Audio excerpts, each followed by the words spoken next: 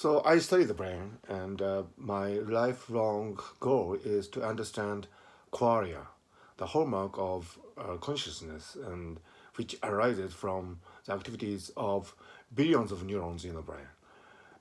The problem qualia is really interesting and profound, and I hope that I might make some contribution to, in understanding this enigma.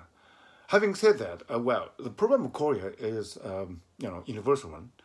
It's independent of any cultural or regional constraints or contexts. However, as someone who was born and brought up in Japan, I feel that the Japanese culture have a very developed and acute sense of qualia in our daily lives. For example, the Japanese cuisine is world famous, and it's uh, characterized by the use of many different ingredients from the nature. The Japanese chef really respects nature. He doesn't consider himself to be an artist. She doesn't think that she is the master of everything and controls everything in the food processing. And it's actually a really a respectful attitude of appreciating the food ingredients that come our way from the Mother Earth. And, we listen to the really different qualia of smells, tastes, and so on in order to make harmony on the plate. So the famous Japanese taste qualia of umami.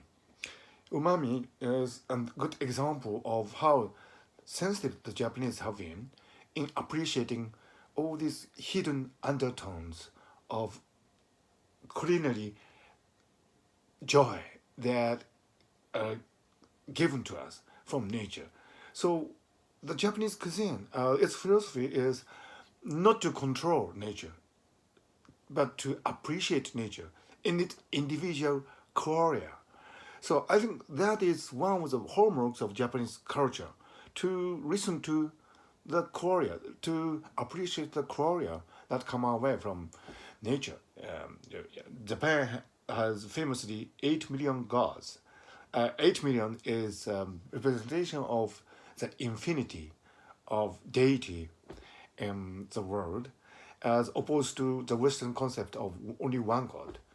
And each side has its good points and bad points, and shortcomings and merits. But I think the Japanese traditional philosophy of 8 million gods have cultivated an attitude of appreciating the different qualia that accompany our senses, even before the arrival of this word qualia from the West in recent years. So what I want to say is that although I study qualia as a scientific and a philosophical concept, at the same time I feel that as somebody who was brought here in this country, Japan, I think I have this appreciation of the diversity, multitude of qualia in our conscious experience, and I hope that that aspect of my experience bringing up would have some contribution to the scientific study of qualia itself.